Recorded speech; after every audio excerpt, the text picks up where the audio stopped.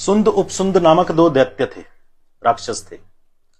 उन्होंने घोर तपस्या की और ब्रह्मा जी से वरदान प्राप्त किया कि उन्हें कोई नहीं मार सकता एक दूसरे के बिना। आपस में वो कभी लड़ते नहीं थे। ये वरदान पाकर वो अजेय हो गए। फिर पृथ्वी पर विनाश करने लगे। देवी देवताओं का यज्ञ हवन मनुष्यों को नहीं करने देते थे और सब और अनाचार फैल गया। भोग विलास में लिप्त वो प्रजा को प्रताड़ित करते थे।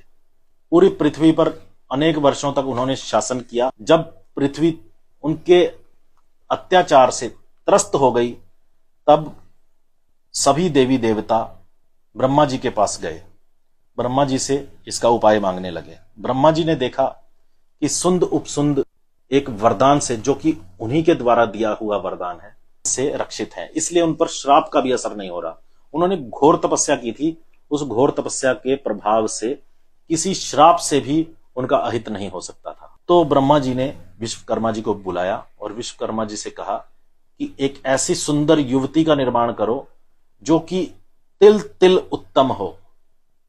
इसी प्रकार विश्वकर्मा जी ने तिलोत्तमा का निर्माण किया। करोड़ों रत्नों की चमक उस स्त्री में डाली गई और उस दिव्य स्त्री को बनाया विश्वकर्मा जी ने, जिसे देखकर देवी देवता भी स्तब्ध रह गए। शिवजी का एक मुख सामने था। जब वह स्त्री सभी देवताओं का परिक्रमा कर रही थी, उस स्त्री को देखने के लिए शिवजी के दाएं बाएं और पीछे एक एक मुख प्रकट हुआ। इस प्रकार शिवजी के 4 मुख बने। और इसी प्रकार जो इंद्र हैं, उन्होंने अपने सहस्त्र नेत्र प्रकट किए। 1000 नेत्र प्रकट करके उसे परिक्रमा करते हुए देखा। इसके बाद ही तिलोत्तमा के कारण इंद्र के 1000 नेत्र हैं और शिवजी के 4 मुख हैं।